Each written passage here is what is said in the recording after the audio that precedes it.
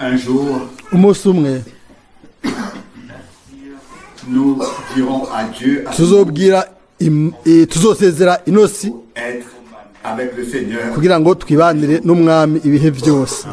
Et alors, Aho rero tout aura valu la peine byose bizaba byari ibikenewe pour persévérer. kuri abo bose bihanganye Toutes les épreuves, mu bigeragezo byose, tout ce qui leur est mu bintu byose byabaguyeko, ils n'ont pas perdu de vue ntibatakaze ikintu kimwe, ni ukuvuga le but intumbero. que Dieu a placé Iyo Imana devant nous. yashize imbere yacu, Paul écrit Pawulo arandika abandikira abafilipi, ab'Ifilipi, Philippiens 3, ab'Ifilipi gatatu à la 15, nous tous cumi na qui avons gatatu gushika kuri 15 ngo twebwe twese la conscience d'un but, nous oublions ce qui est derrière nous et ayant en vue le but, bene data, nous avons twese turibagira ibiri inyuma tukabangira umuhamagaro wo mu ijuru. Iyo dufise intumbero hanyuma tukagenda kuri we, nituraba iburyo ntituraba ibubafu, nimba twobikora umunsi umwe tugomba kwihuta réorienter, tukagaruka mu nzira, diriger notre tugasubira kuraba vers le but. ku ntumbero. Si l'on perd Iyo umuntu atakaje intumbero de vue, ntasubire kuyibona, on ne pourra pas l'atteindre. ntushobora gusubira kuyibona, ntushobora gusubira kuyishikira. Nico gituma birahambaye cyane yuko tudatakaza kubona intumbero mu bintu byose bidushikira canke bishikira abandi. Uko bimeze kose, ingumu umwansi adukubita Et ce que peut n'ivyo et ce qui, pardon, peut kandi n'ibindi se trouver n'ibintu sur notre byose chemin. bishobora kuba biri mu nzira yacu. Un homme qui traverse le Umuntu monde sans aca muri no si ata ntumbero afise, ntagira ico yishimikiza, ku mpera azomaramara, ku mpera il sera dessous. azoteterwa. Que Dieu Imana nous le fasse comprendre. Nous savons ibidutahuze, turazi yuko que depuis les jours d'Abraham, guhera mu minsi ya Aburahamu, igihe umwami yamuha isezerano, yari afise intumbero. Amina. Dieu Kuko Imana yari yavuganye nawe, bien qu'il ait erré sur la terre, naho yari yayerera mu isi, quand même dit ariko yarashoboye kuvuga. Hébreux 11, Abaheburayo verset 11, qui a des fondements solides. 9:11 ngo yarondera igisagara gifise itanguriro rikomeye, ico Imana yubatse. Abantu bari baza ngo ari ngaha, ngo handi akaba ari hariya, none mu by'ukuri ariko arondera iki canke ariko arajahe? Cherchait Yarondera igisagara qui a été préparé pour lui, icateguriwe nawe kuri abo bose bakunda umwami. et ce jour-là, Kandi nous uriya serons munsi tuzoba twicaye mu bwami bw'Imana, mu gisagara c'ubwiza, hamwe na Aburahamu na Isaka na Yakobo, avec tous ceux qui ont n'abo bose qui ont fait confiance bizeye bakizigira umwami, abari bafite intumbero bakayigumamwo. Amen. puis Hanyuma ils regarderont en arrière et diront Abraham, bazoraba inyuma bavuga bati, Aburahamu wabaye akarorero keza, wabaye icitegererezo ciza kuri twebwe igihe umwami yaguhamagara, kandi washoboye gushikira ku ntumbero natwe hamwe nawe. Amen. veut dire que nous Ndagomba allons tous, kuvuga yuko twese tuzoshimira umwami, kuko s'il n'était pas entré iyo dans notre vie, atinjira mu buzima bwacu, iyo atatwitwararika, amina, nous n'aurions aucune orientation. nta merekezo namwe twigeze tugera, ntitwonamenye yuko Imana ikidushakako mu by'ibwina nivyo bishika. Abantu benshi Ils savent barazi que Dieu yuko est là, Imana iri ngaho, mais ils ne savent ariko pas ntibazi ce qu'il veut. ico Imana igomba kuri twebwe, ntibazi ico Imana yatugeneye twebwe, ntibazi n'igihe tubayemo, ntibashobora gutondeka ibintu biriko birabaho. Mais ariko Dieu imana nous a fait grâce. yatugiriye ubuntu À lire ce psaume. tubandanye gusoma iriya zaburi rero gushika kure duciye vuba vuba Nouveau Testament. mu isezerano tuja mu isezerano rishasha ndagomba gusoma mu muhanuzi daniyeli handitse hano mu zaburi y'umunani Verset 3. murongo wa Psaume 8, gatatu verset 3. zaburi y'umunani Par la bouche des enfants gatatu et de ceux qui sont à la mamelle, tu as fondé ta gloire pour confondre tes adversaires. akanwa k'abana bato na kabonka wagahaye gushimagirira gira inkomezi zawe gusindisha abasi bawe abana barahimbaza kandi bakora umunsi mukuru barahimbaza abantu bose bari bagiriwe ubuntu imbere yiwe baciye bifatanya n'abo bana Il y en avait aussi qui n'étaient pas du contents. hariho n'abandi batari Et banezerewe ils dirent au Seigneur, nabo baca babwira umwami ati none ntiwumva ce que ceux-ci crient, ibyo abo bariko barasemerera n'ibyo bariko barakora il a entendu. yari yabyumvise yarazi mbere yuko byari byarabuwe n'uwaririmbye zaburi ahumekewe na muhemu De Dieu. w'imana Et le Seigneur dit, mwami alors, aravuga rero si ceux-ci se taisent, ati abo ni boceceka amabuye yosemerera imana yari iteguriye amashimwe mu kanwa k'abana n'abari ku mabere n'imicuko au domaine mubishyire rero mu buryo bw'impemu imana yatugize abana bayo Et c'est kandi tant que nouveau-né, ni nk'abana bavutse ubwa kabiri né de nouveau, que nous émergeons niho pour une vie nouvelle. duca turonka ubugingo budashira Quelle none caractéristique ni ibihe ibiranga ubugingo bushasha ubugingo bushasha bwavutse muri wowe nanje ni ikihe kimenyetso cy'ubuzi ko ufite ubuzima nibijanye nuko uca uvuga à faire résonner notre uca voix, wumvikanisha ijwi ryawe à faire uca wumvikanisha ijwi ryacu nuko biri ku bana bo mu mubiri la naissance quand il naît. iyo avutse umwana avukiye hano ku isi adafise ico avuga atatuye akamo aba avutse ari umupfu Et un enfant de Dieu umwana w'imana qui naît avutse mu buryo bw'impemu mu bwami bw'imana dans lequel ubwo une source isoko ritadudubiza riva mu bwina bwiwe ritiyugurura ngo ryumvikanishe ijwi ryiwe nk'uko bishika rimwe na rimwe ukaronka peut-être une gifle. mbere biba bikenewe yuko bamukubita agashi kugira ngo atahure ibyabaye imana Pas des muets, ntigomba ibiragi mais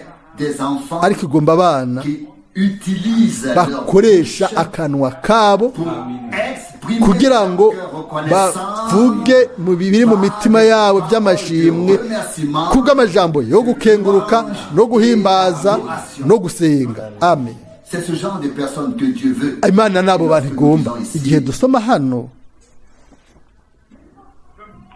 Au verset 5, ku murongo wa gatanu mu kirundi n'umurongo wa kane umuntu ni iki pour que tu te souviennes de lui. aho mwitwararika 8, verset 5. zaburi y'umunani umurongo wa kane umurongo wa gatanu mu kirundi Et le Fils de l'homme pour que tu prennes garde à lui. cyangwa umwana w'umuntu aho umugenderera hari hasigaye gato ukamunganya n'imana Magnifique. umwambika ubwiza n'icubahiro nk'igitsibo Nous savons que cette parole turazi yuko iri jambo ryanditswe ku mwami wacu kubwo buvugishwa yari umwana w'umuntu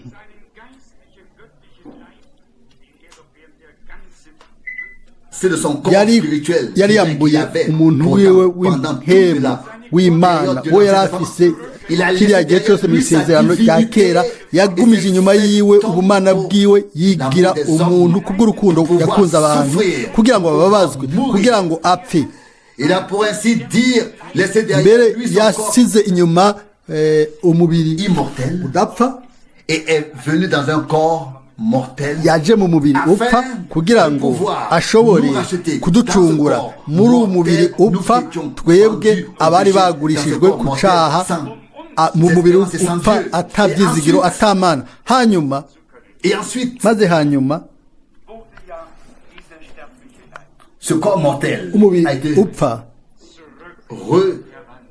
retransformé warahinduwe en immortalité. mu Encore kudapfa une fois, et quand mu mubiri cela s'est udapfa produit, vous le igihe savez, Thomas a pu byakorekera s'exclamer, murazi Mon Seigneur Toma yarashoboye et mon gutangara ati Ce fils mwami de l'homme wanje kandi mana yanje qui a uwo été mwana w'umuntu wari abaissé à cause de acishijwe sa mort et de bugufi ses kubwo souffrances, urupfu rw'iwe n'imibabaro ensuite été couronné hanyuma yambitswe de gloire et de ubwiza magnificence. n'icubahiro C'est écrit nk'igitsibo dans Hébreux chapitre uko 2, byanditse les mu mêmes maheburayo kabiri ayo majambo Mais nyene les lire murashobora pour le kuyasoma temps canke kuyumva ubwanyu Verset 5, murongo Hébreux wa 2, gatanu verset maheburayo kabiri murongo wa gatanu von der wir hier reden, unterstellt, En effet, ce n'est pas à des anges que kuko Dieu a atari soumis le monde abamarayika à venir dont nous imana parlons. yahaye gutwara isi Verset 6. izobaho iyo tuvuga murongo wa Au contraire, gatandatu quelqu'un ariko a rendu hari quelque ahantu part ce umuntu témoignage. yashinze intahe Qu'est-ce que l'homme pour ati que tu te umuntu ni souviennes iki de lui ou le fils aho de l'homme? umwibuka canke umwana Pour qu'il prenne w'umuntu soin de lui. aho umugenderera Verset 7, tu l'as wamucishije bugufi abaissé aba pour un munsi peu de temps y'abamarayika au-dessous des anges. gato dann aber mit Herrlichkeit Tu l'as couronné de gloire.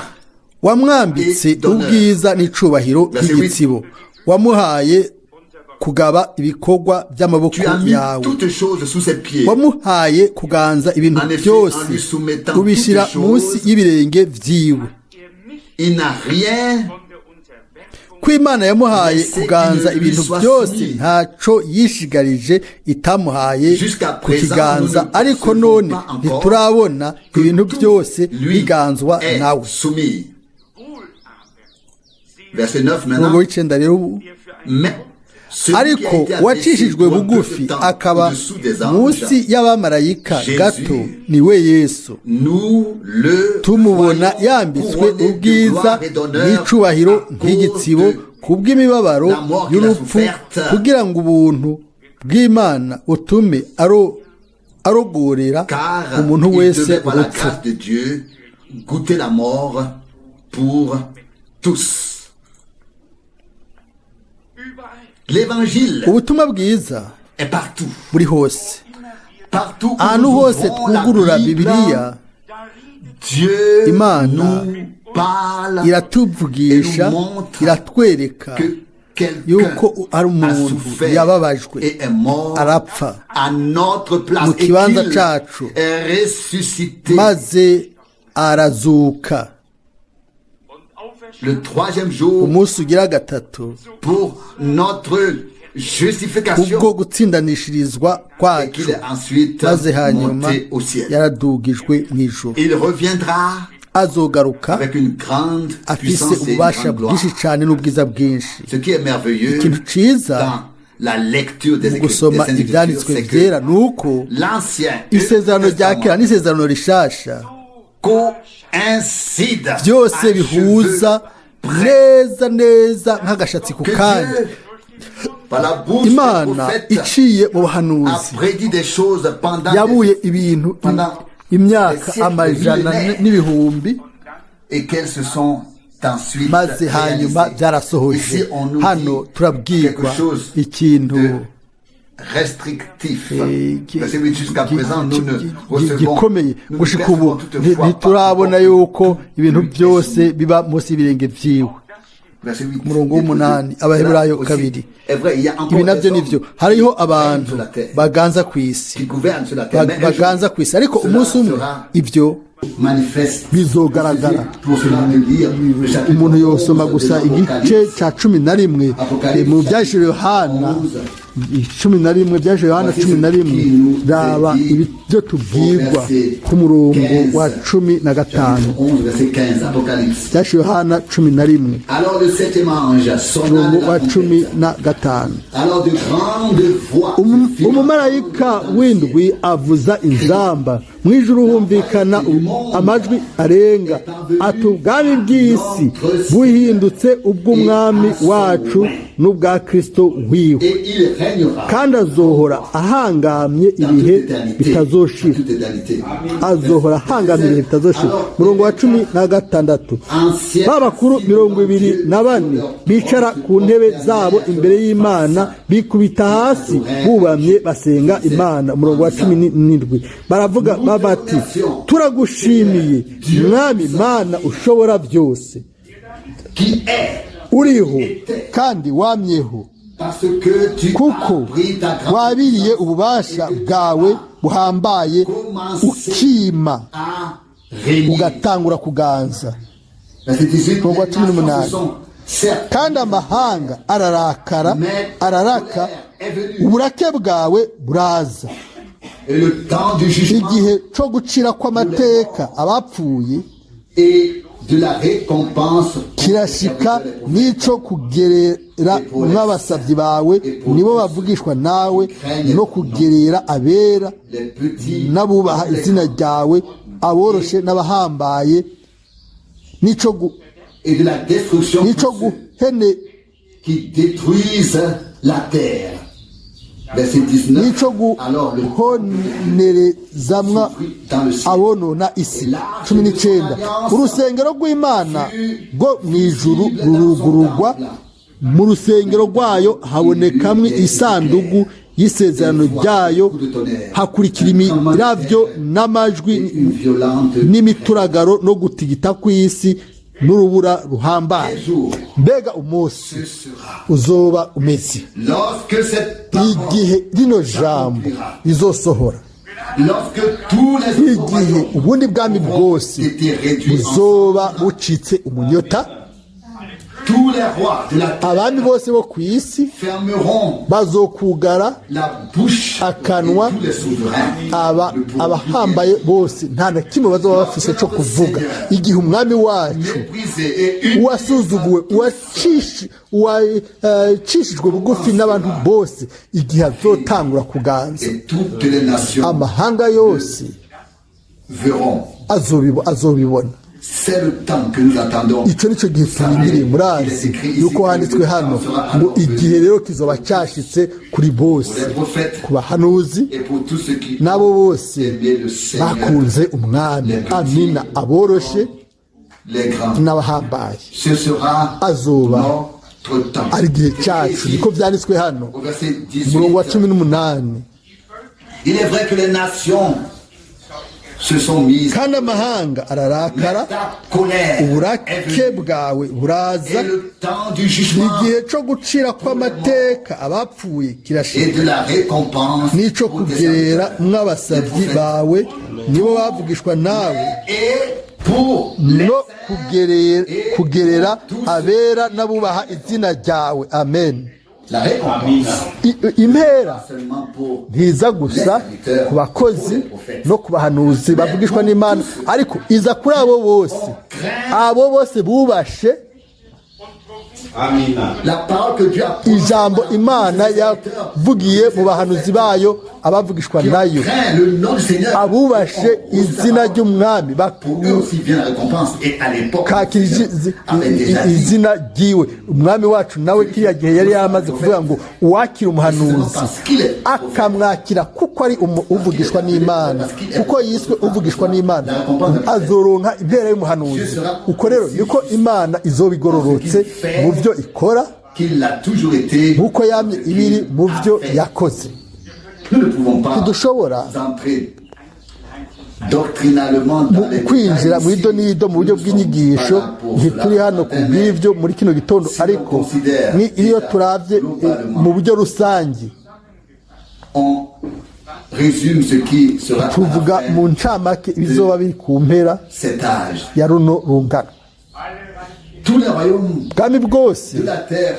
bwo ku isi bwose seront sous la domination buzoba buri munsi y'ububasha ce fils de l'homme. bw'uwo mwana w'umuntu wasozuguwe Mais alors, ariko rero il ne sera pas le Fils de l'homme méprisé. ntazoba ari umwana w'umuntu asuzuguwe, Dieu le Seigneur, ariko Imana umwami, roi des rois, umwami w'abami, Seigneur des seigneurs. uganza abaganza. uno munsi Il n'est pas encore manifeste ntibiragaragara yuko ibintu byose bija munsi y'ibirenge byiwe, yuko byose bija munsi y'ibirenge byiwe, ariko umunsi duhejeje gusoma hano tout proche. uri hafi cyane, Ce sera manifeste bizoca bigaragara que yuko notre Seigneur umwami wacu n'est pas ou n'a pas été seulement un atabaye fils de gusa l'homme umwana w'umuntu abaissé, yacishijwe bugufi, humilié, mais le Seigneur des yasuzuguwe, seigneurs. ariko azoba ari umwami w'abami, Des rois. uganza abaganza. Et je m'en réjouis. ndabinezerererwa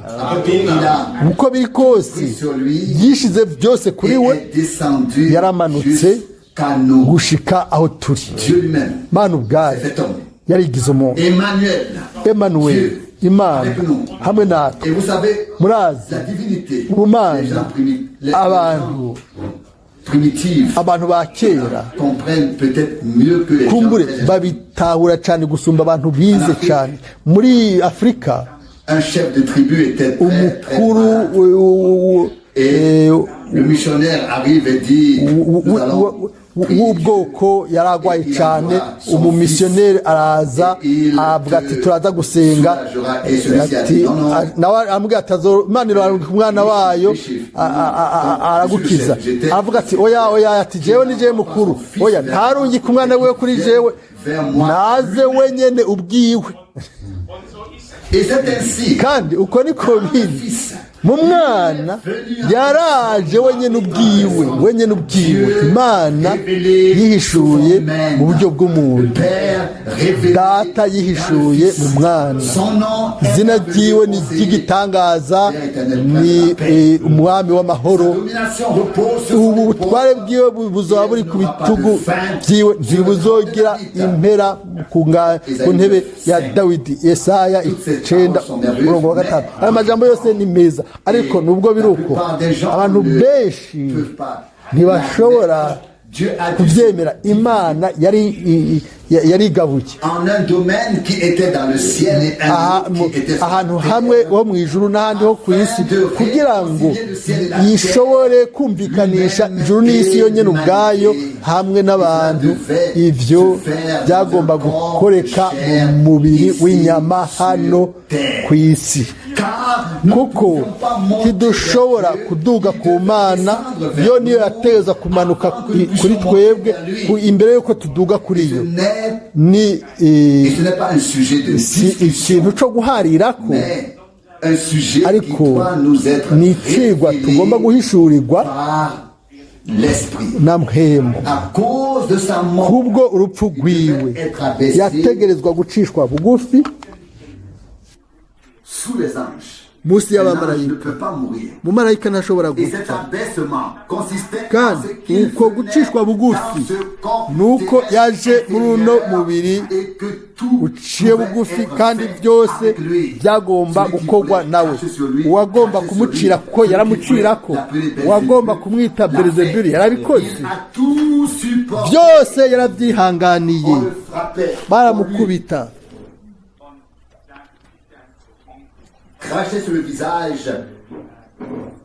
baramucira mu maso, bakamubwira bati wowe uri umuhanuzi, nutubwire uwagukubise. Ibi byose yarabyihanganiye mu kwicisha bugufi. Ariko umunsi umwe uzoza aho abo bose babaye ku isi bazomenya neza uwo yari ariwe, uwo muntu w'i Galilaya, uwo Yesu uno munsi badashobora gutondeka neza. Yabaye ibuye ritsitaza, urutare rugwisha, ariko abo bonyene kuri abo bazimira. Kuri twebwe ni uguhishurwa n'Imana, nk'uko Pawulo abivuga mu Baroma 9:8-9, ngo Imana hejuru ya byose ishyizwe hejuru ibihe bidashira. Amen. Ni kubw'ubuntu dushobora kubona umugambi w'agakiza w'Imana yacu hamwe n'ishingiro ryiwe hamwe n'ubwoko bwa Isirayeli. Turashobora kubona byose kubw'ubuntu. Une parole que je ijambo vais nagomba encore kandi lire gusoma en introduction mu à la ntangamarara prière. y'amasengesho ejo twaravuze Salomon, isengesho rya nous salomo avons fait la lecture et twarabisomye nous sommes tous kandi frappés twese par la manière twakozwe ko dont n'uburyo Daniel a prié daniyeli en son yasenze temps, mu gihe ciwe a ouvert son cœur à yarugururiye Dieu et umutima a imana attendu ararindira une réponse. inyishu Et nous sommes tous dans la même situation twese turi mu rwego nk'ubwo nyine que Dieu turashaka yuko réponde. imana Et nous inyishura sommes prêts turiteguye à dire de tout notre kuvuga cœur, n'umutima wacu wose tuti échoué. Je n'ai narananiwe pas été ce que je devais. sinabaye icyo nategerezwa kuba ariko Par la certitude nafatanijwe kumenya neza yuko imana ifite inzira hamwe natwe ensemble turashobora considérer twese cette hamwe prière kuraba neza comme iryo sengesho notre prière nk'isengesho ryacu et la présenter au Seigneur. tukaryereka umwami Daniel 9 daniyeli 9 du verset umurongo 4. wa 4 Daniel 9 verset 4. Daniel Je 9 priais umurongo wa le 4. Seigneur mon Dieu et senga uhoraho imana yanje cette ndatura en ces termes.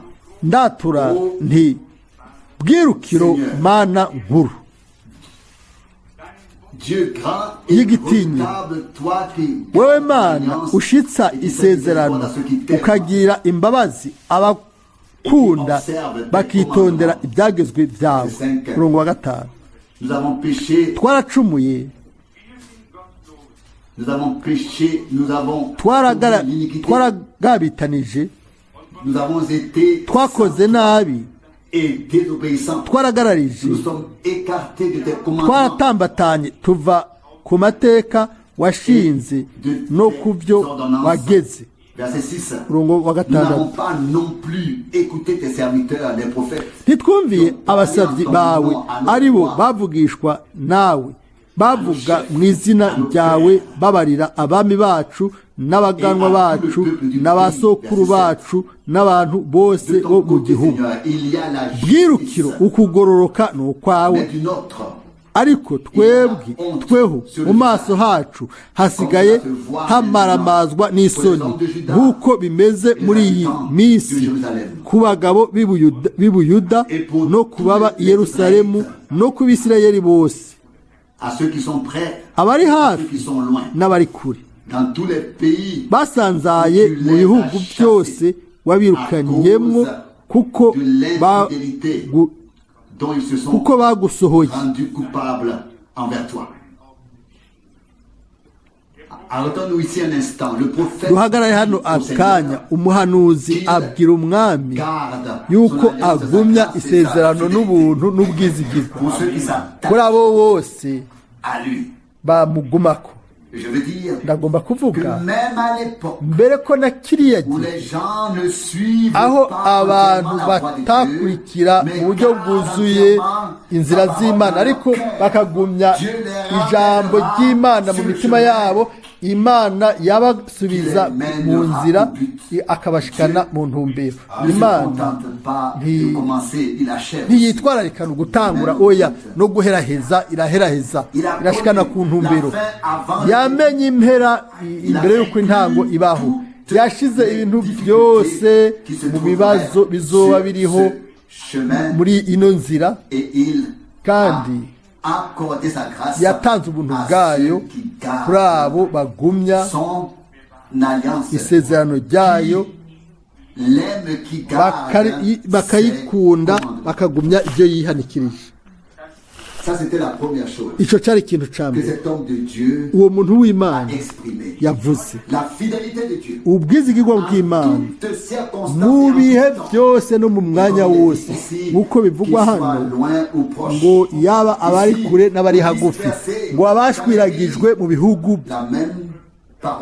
iryo jambo nyene riri ahantu hose iyo dusenga tukatura tukavuga bivuye mu bwira bw'imitima tuti mwami uguma uri umwizigirwa ugumya ijambo ryawe turashobora kwishimikiza amasezerano yawe wewe ugumya isezerano wakoranye natwe uko byogenda kose amina ntuzorivamwo kandi rero En nous regardant, tuciye twiraba nous constatons tuca tubona que nous avons yuko désobéi. Nous twaragararije n'avons pas suivi les voies de ntitwakurikiye Dieu, inzira que nous z'Imana, n'avons pas respecté ses ntitwubashe commandements amabwirizwa et ses yayo ordonnances, nibyo yihanikirije comme cela nk'uko aurait dû ibyo être. byategerezwa kuba En les gardant, mu kubigumya. il y a Hanyuma aussi hariho kandi umurongo wa nous n'avons gatandatu, pas non plus écouté tes serviteurs, les ntitwumviye abasabyi bawe aribo bavugishwa nawe bavuga mu izina ryawe babarira abami bacu n'abaganwa bacu n'abasokuruza bacu n'abantu bose bo mu gihugu. Akenshi abantu bo muri kiriya gihugu gihe ntibatandukanije nimba umuntu yavuga mu izina ry'umwami canke yavuga propres chefs. yitumye. Et nous savons turazi que lorsque yuko l'eunuque, l'énuque igihe ya nkone yari i Yerusalemu lisait le prophète Ésaïe yasoma umuhanuzi Yesaya venant de l'Éthiopie, ivuye muri Etiyopi, nawe ntiyazi ibyo ari byo. Maze Filipo aramubaza ati, umuhanuzi ariko avuga nde hano? Ariko arivuga cyangwa avuga uwundi?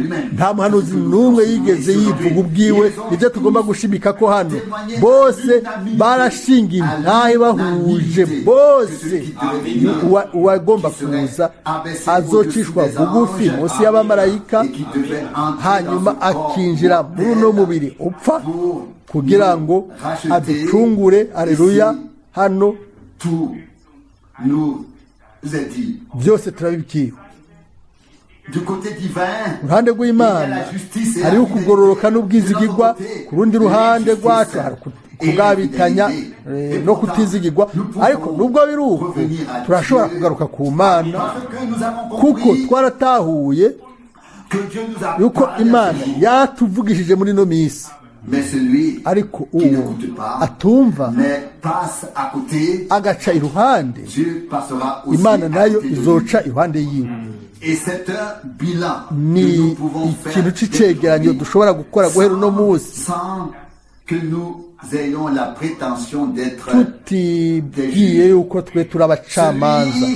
Umuntu aca ku ruhande y'ibyo Imana yatangaje ikoresha abavugishwa nayo abahanuzi guhera mu bihe bya kera, agaca iruhande y'Imana. Umuntu aca iruhande y'Imana nayo Imana izomuca iruhande. Ni ibintu bifatanye biri hamwe. Nicyo gituma nibwira yuko tugomba kwiraba tukibona ko turi abantu bahiriwe mu rugero bw'uko Imana itateguye twebwe tutarimo.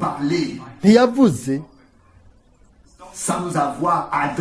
itatubwira twebwe ijambo rya oya, yadushizemo mu mugambi wayo, yaratuvugishije mu bwina. Aleluya. Mu mitima yacu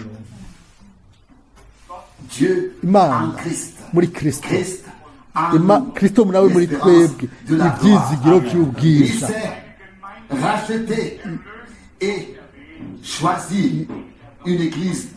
Yaricunguriye ishengero ashobora kuvugiramo. Haleluya. Ntihahimbazwa izina ryiwe. Irafise abantu hano ku isi abo ishobora kumvikaniramo, bakimutega ugutwi bakamwumviriza, n'abantu batahuye yuko aribo ariko arabwira. Aleluya. Umurongo w'umunani urabandanya. bwirukiro tweho mu maso hacu, twe n'abami bacu n'abaganwa bacu n'abasogokuruza bacu hasigaye hamaramazwa n'isoni kuko twagucumuyeko. Murongo w'icenda. Umwami Imana yacu niwe afise imbabazi no guharira ibyaha. Naho twe twakugararije. Murongo wa 10. Ntitwumvire Uhoraho Imana yacu ngo tugendere mu byagezwe nawe yadushinze imbere ibirungikanye abasabyi biwe aribo bavugishwa nawe. Ceci aussi ibi nabyo est une confession. ni ukwatura. Et vous remarquez très bien, murabona neza ce n'est pas une prière si isengesho ryo kutizera ryo mu kutizera oya yagiriwe ubuntu imbere y'Imana mu gutondeka ibintu mu ruhande rumwe ubwizigirwa bw'Imana bugumaho nubwo hari ukutizigirwa kose niko byanditswe. Timoteyo wa kabiri cumi na gatatu. Twe naho turabi abatizigirwa Imana yo nizigirwa kuko niyo kwihakana yo ubwayo.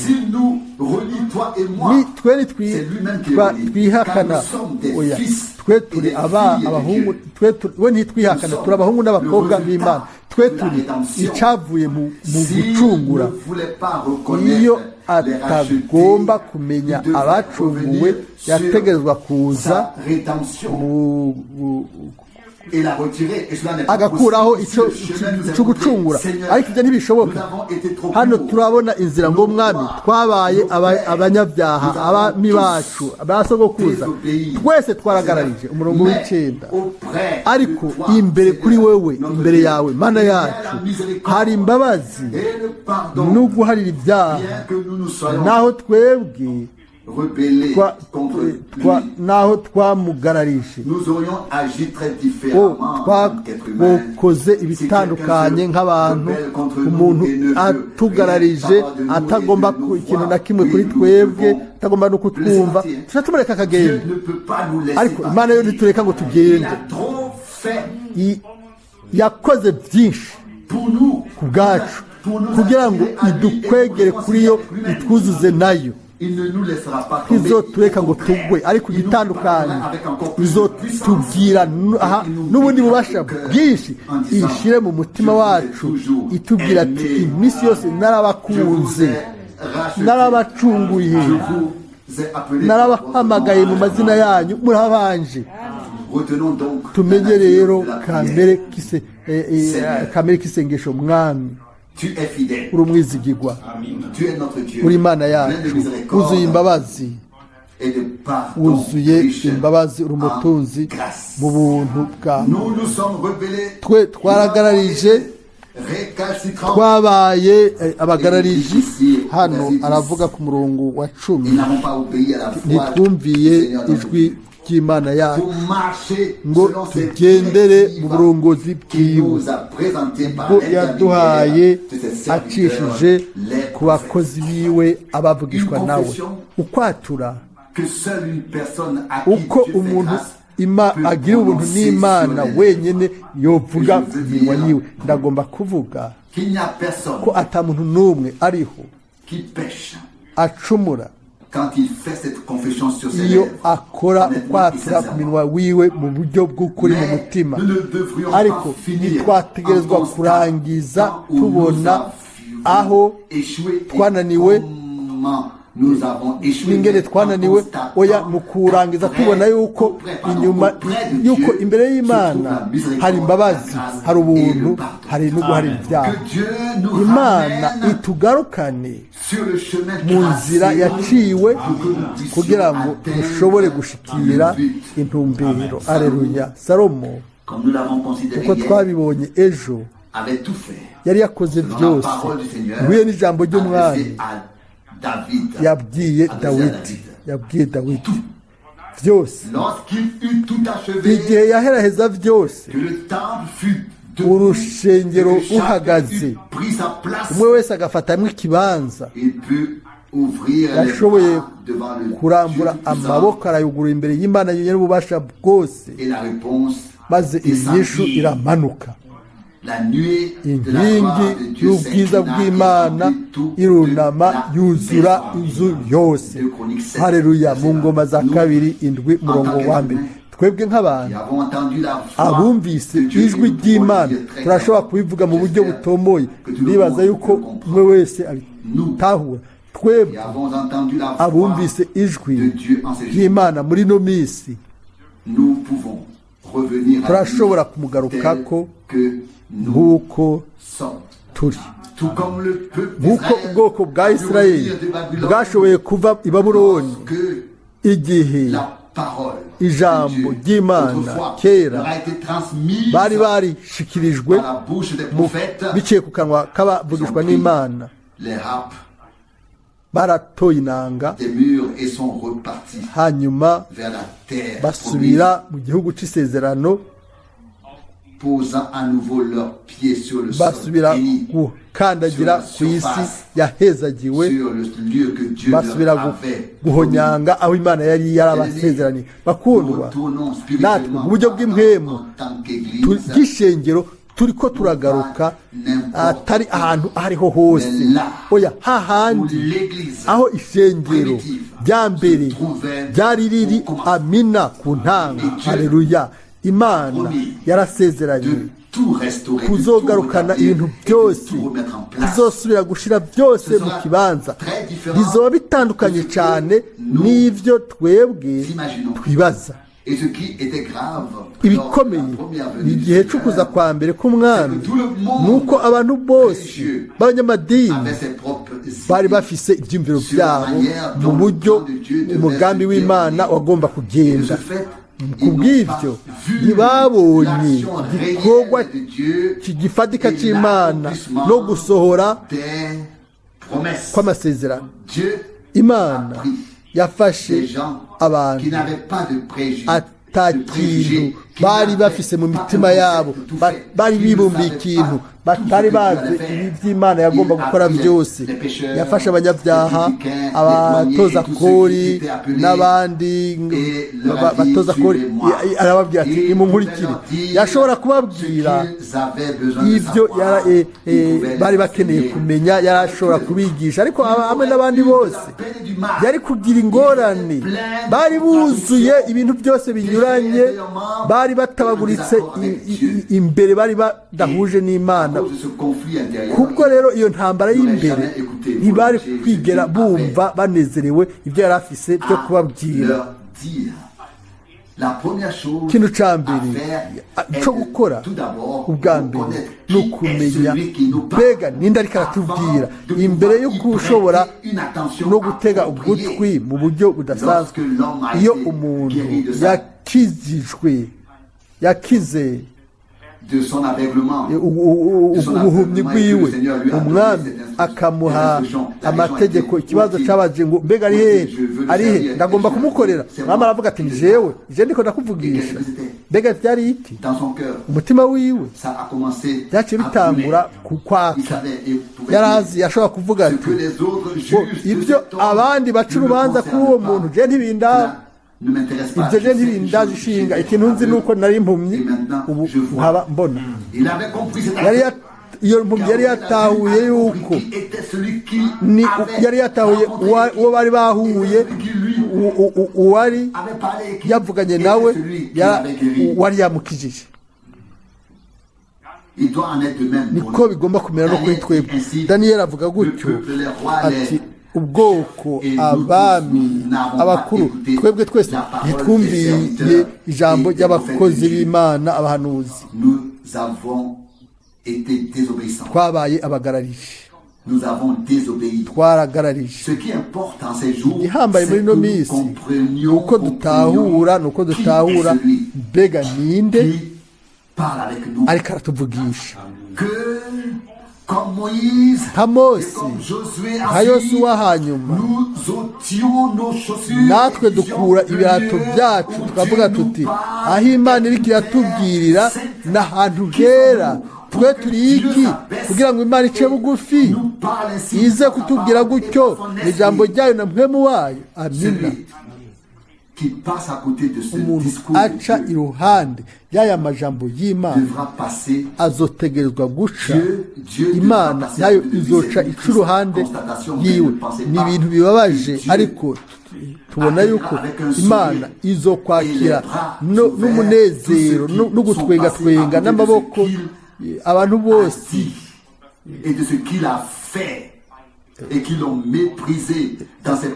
Abantu bayisuzuguye mu bikorwa no mu majambo, abantu batagomba kumva umwami yaravuga kiriya gihe kera muri Mariko 7:7 ngo bansabira ubusa ni ubusa bansenga kuko bubaha amabwirizwa y'abantu, imigenzo y'abantu. Ibyo byose ni ubusa. Ibikorwa byose by'Imana, ibikorwa byose byo gusenga, inkomezi zose zo mu madini, byose ni iby'ubusa niba Imana itari muri ibyo bintu. Iyo Imana iri mu bintu, iminsi yose biba bihuje n'ijambo ryayo, aho rero tuba dufise amina mu mitima yacu, kuko neza neza ni amina. Ejo mwene mushike wacu wo mu majepfo yarampamagaye, aravuga ati sinshobora kuba i Krefeld, ariko ndiko ndumva ku makasete, ndumviza ku makasete barayandungikira. Hanyuma aca aragabisha aravuga ati mwene data Frank, amina iminsi yose yamiva mu kanwa kanje iyo numva ibyo bintu by'igiciro. Hanyuma arongera ko ati ibyo mbuze ntakekeranya ibyo mbura mu bikorane. Ubu ni ubutumwa bwiza buvugwa, ni amina. Kuba bari mu gikorane bumviriza, ndamwishyura nti mushike wanje, n'igihe batazaba bagifise amina niho bazomenya icyo bari bafise. Abakiri bato kumbure ntibaragira ijambo ryabo bavuga, ariko umwe wese muri twebwe tumaze gusaza, nta muntu n'umwe yoshobora gushima amagara cyane cyane kugeza igihe ayabuze. Naho rero uca umenya neza icyo ari cyo. Iyo myaka yose wagize amagara meza, nta ngorane wagize, ariko ntiwashimiye Imana n'umunsi n'umwe kubw'amagara meza ufise. iyo rero haje igihe ibintu bitakimeze nk'uko byari bimeze imbere, naho rero uca umenya uti icyo wari ufise kera. Nous ne vivons pas pour nous-mêmes, et encore moins pour moi. Mais nous pouvons dire une chose. Ariko turashobora kuvuga ikintu kimwe, Imana yacu yadutugiriye kandi izobandanya kutugirira ubuntu n'imbabazi kugeza aho tuzova mu kwizera tugashika mu kubona. Twuguruye imitima yacu, Imana yaratuvugishije, turamenya neza yuko ubuntu bwiwe n'ubwizigirwa bwiwe bugumaho ibihe bidashira, kandi ko ku rundi ruhande atakindi kintu na kimwe kiriho kiretse ugukorwa n'isoni, kumaramara nibyo biri mu maso gusa. Ariko mu maso hiwe hari hejuru cyane yacu, nk'uko Mose yabivuze mu gihe ciwe ati nk'umugisha ku bwoko wa Isirayeli, inyonga ziwe ziri hejuru yacu. Duza inyonga zawe hejuru ubahe amahoro n'ibindi n'ibindi. Imana ni Imana yo kwizigirwa, muri ibyo niho duhumurizwa, dutekaniye ko yaduhaye ijambo ryayo ikadushyira mu mugambi wayo uhambaye. Haleluya, nihahimbazwe hashirwe hejuru izina ry'Umwami. Urinde ndiki kugira ngo isumba byose ituvugishe. Niba hamaze kuvugwa nk'icyitegererezo ku Mwami wacu igihe yagendera ku isi, ngo mbega umuntu niki, umwana w'umuntu niki. Murabona yuko umuntu bifatanije neza n'umwana w'umuntu mu ryungane rimwe. Mbega umuntu niki, mbega umwana w'umuntu niki. Wowe nanje hajya twari dufise ubufatane, kuko ni muri we, mu mwana w'umuntu niho twebwe abakene b'abantu, niho twagizwe abana b'Imana. Amina. Ninde upima ubuntu bw'Imana? Iyo havugwa ngo umuntu wese akore ibirometero 1000 kugira ngo agakiza, yogenda 2000, ariko Imana ikamuhaye akamubwira ati nakoze byose ku bwanyu, nabisohoje, murashobora kuza gusa kuri jewe uko muri, ibisigaye nzobyikorera. Kugira ngo ntihagire umunyamubiri wese yo kuhimbaza imbere yiwe réservé de yari faire izigamiye toute l'œuvre gukora de grâce igikorwa cyose cy'ubuntu muri twebwe muri jewe no muri wewe wenyine ubwiwe Et tant que toi et moi, kugeza aho wowe nanjye cyangwa umwe wese muri twebwe hagati yacu cyangwa uwo ari we wese mu gihugu peut écouter ici et yoshobora là, kumva aha canke nous hariya sommes encore occupés canke tukaba à faire quelque chose duhangayikishijwe no gukora ikintu twebwe ubwacu bisobanura yuko tutaratahura yuko tuzoba duhangayikishijwe n'ibyo ubuzima bwacu nta kintu kizohinduka nta Mais quand nous kizohinduka venons au Seigneur, ariko iyo tuje ku mwami tukavuga tuti mana yizigiwe wewe wenyene notre Dieu et niwe Seigneur, uzoba imana yacu n'umwami wacu kandi wowe wenyene ubwiza n'ubwawe amen qui sommes-nous? turi iki Rien du tout. nta na kimwe turi cyo Qu'est-ce que l'homme? mbega Qu'est-ce umuntu que ni tu iki es et qu'est-ce buri que je iki suis? nanjye Et ndi qu'est-ce que iki le Fils de l'homme? umwana w'umuntu ni Notre iki Seigneur. umwami wacu Qui s'est abaissé à ce point. yicishije bugufi mu rugero nk'ubwo agasa Et à cause de natwe sa mort, kandi kubw'urupfu rwiwe puis il est allé sur la hanyuma croix agenda ku musaraba et il est mort. Pour arapfa toi ubwawe et pour moi, no ku bwanje notre Dieu mana yacu a un droit irafite sur icyo ta ufitiye vie, uburenganzira sur ta ku buzima bwawe n'ubwanje yaraducunguye yaratanze ikiguzi nimba je noriho ikiguzi ahantu runaka icyo mba fise icyo mba naguze kiba ari icanje si ariko si izahabu cyangwa ifeza oya yatanze amaraso y'igiciro yera y'umwagazi w'imana niyo yaducunguye niyo yatubohoye ndaririmbya ngo muririmbye ngo ndacunguwe n'amaraso ndashobora kubihimbariza umutima wanje mutima wanje ntuhagarike kwicungura no kwihimbaza imbere y'imana cyangwa oya nuze kuri uwashizwe ku rungano rumwe natwe mbega umuntu ni iki umwana w'umuntu ni iki yabaye usa natwe yabaye nuze kuri uwo mucunguzi wawe uwo mukiza wawe agakiza kawe umwami wawe nuze kuri we mubwire ti umwami mwiza umwizigirwa ndaje nta bubasha ntagira ibyizigiro ntagira ibyizigiro ni wowe ni wowe mutabazi wanje waragaragaje ubwizigiro bwawe n'imbabazi zawe mbere n'igihe aho twakurikira inzira zacu bwite tukaba twamuteye umugongo iyo turabye inyuma yacu imana yaradukurikiye guhera mu bwana bwacu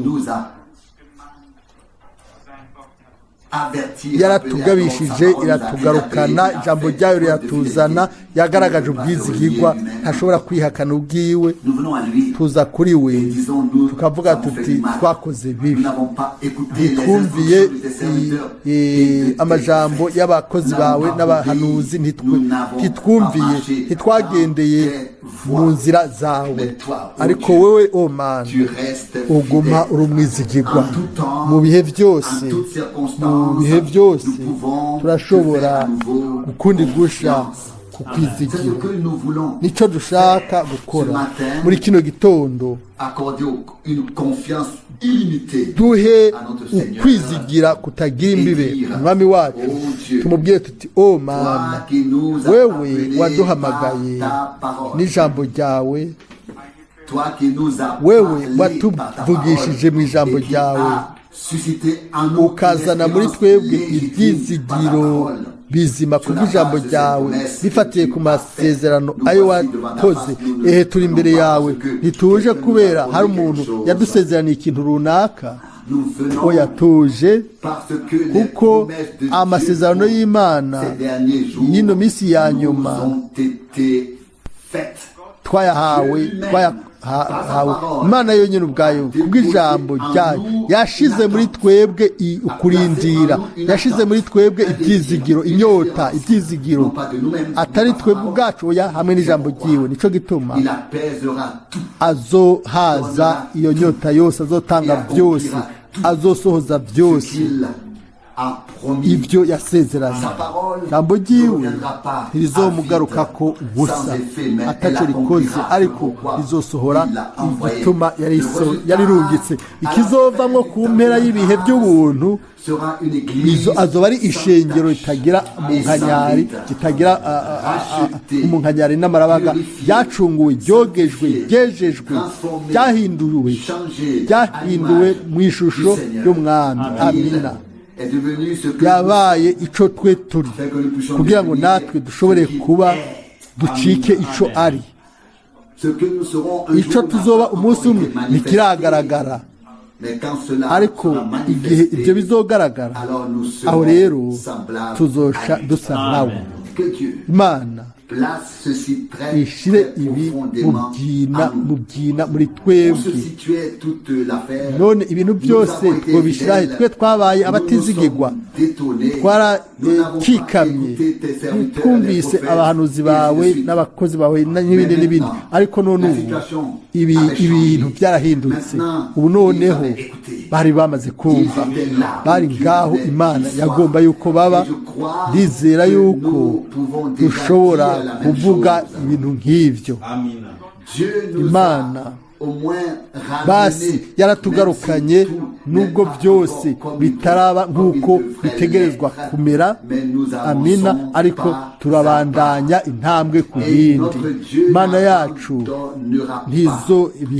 ntizoduheba izokorana inzira hamwe natwe hamwe n'ubwoko bwayo bwose ku isi yose kandi izoheraheza igikorwa cyayo mu kurangiza no mu kugisohoza nk'uko yabidusezeraniye ku bw'ubuntu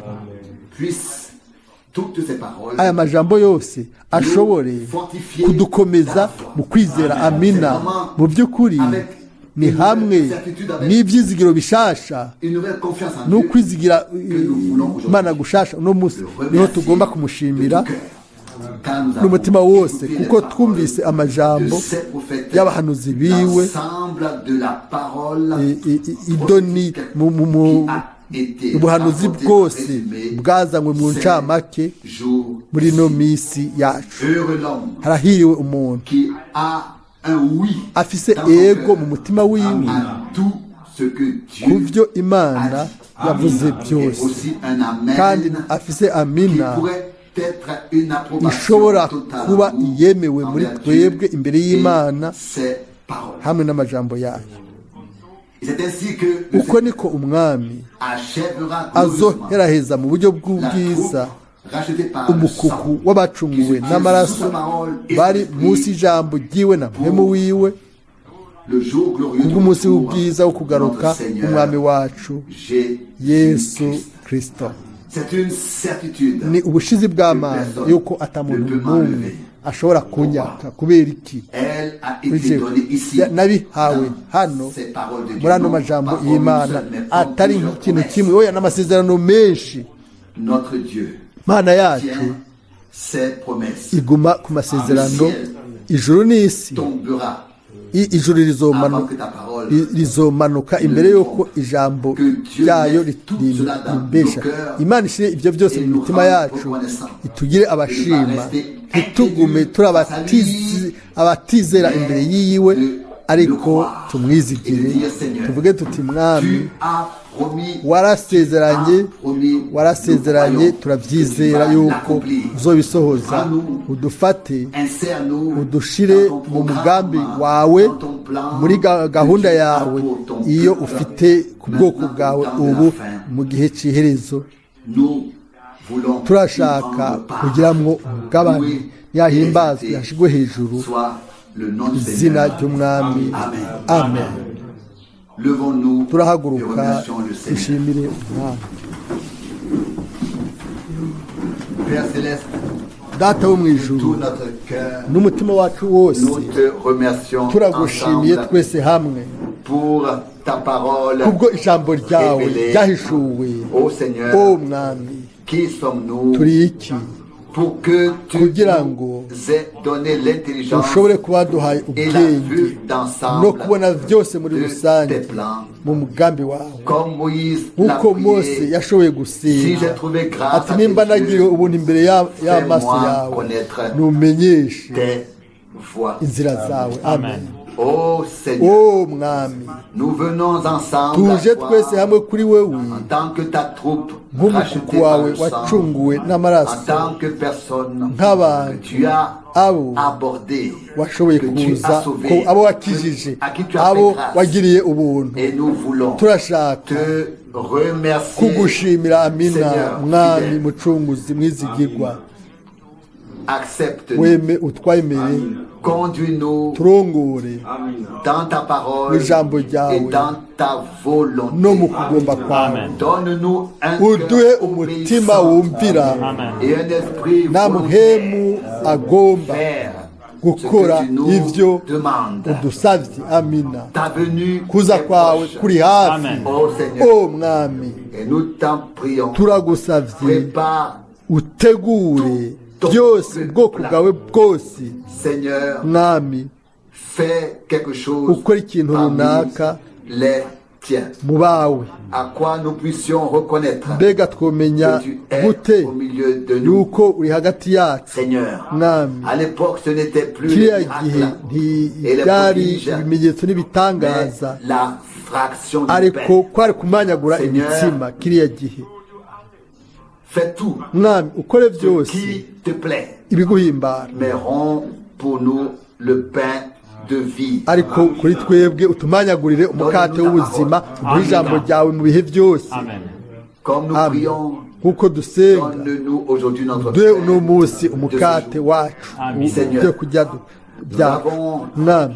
mangé une nourriture twariye que le ibyo monde kurya ibyo ne isi connaît pas. itazi C'est une manne ni cachée. manu yahishijwe hareruya iyo waduhaye Oh Dieu, o mana qui sommes-nous turi en iki tant qu'hommes? nk'abantu Et qui es-tu en tant que wewe fils de uri l'homme? iki nk'umwana w'umuntu Seigneur, mwami fidèle pour que nous mwizigirwa ayons trouvé kugira ngo tube twaragiriwe de l'attention. ukugaba Si tu ne t'étais pas iyo manifesté sous la forme utagaragara d'un fils d'homme, mu ishusho y'umwana w'umuntu Dieu ne nous aurait pas imana regardé. ntiba yaraturavye Oh Seigneur, o mwami merci infiniment urakoze mu buryo budashira kuba waraje kuri twebwe d'avoir pris forme kuba warambaye humaine ishusho y'umuntu et d'avoir payé le kuba prix waratanze de ikiguzi notre wararishe rédemption. ikiguzi cyo gucungurwa kwacu Je te remercie. Tu ndabigushimiye nous as rachetés. waraducunguye Nous aleluya sommes turi ta propriété. inyegu yawe